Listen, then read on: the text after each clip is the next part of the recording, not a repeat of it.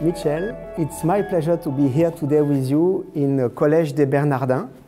You've played a key role in the success of Mozilla and its key product, Firefox. So Michel, this notion of working for greater benefits, not just for capitalism interest, I think is very strong. From the general public, Firefox had a fantastic mission, which was to protect our privacy.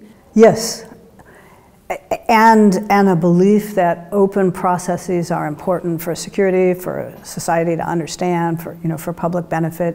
I think this structural piece has to be addressed because you can have, as we do, actually many employees deep in Silicon Valley who long and strive and do their work, to make things better. That's a very legitimate, at least my view of the people I live and work with, very legitimate and heartfelt desire, working within the structure of the market.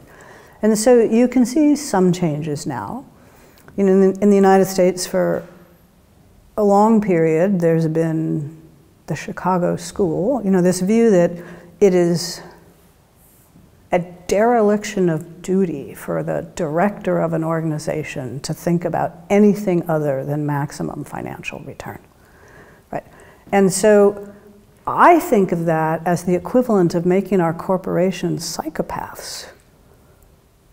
Because when you encounter a human who thinks of no empathy, no compassion, like the only thing is like whatever I want that feels good, what is best for me, like that's a sociopath or a psychopath, like that's not a healthy person.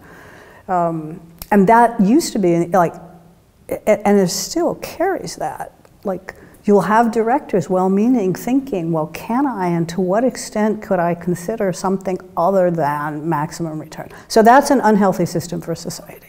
Right? It's not an Adam Smith, like, must be this way, but so you start to see some of that changing in the United States. And so the B Corp movement is now an accepted way to say, actually, we might care about the environment, or we might care about the community that we live in, or we might care about democracy, or we might care about something else. Thank you for this, Michel.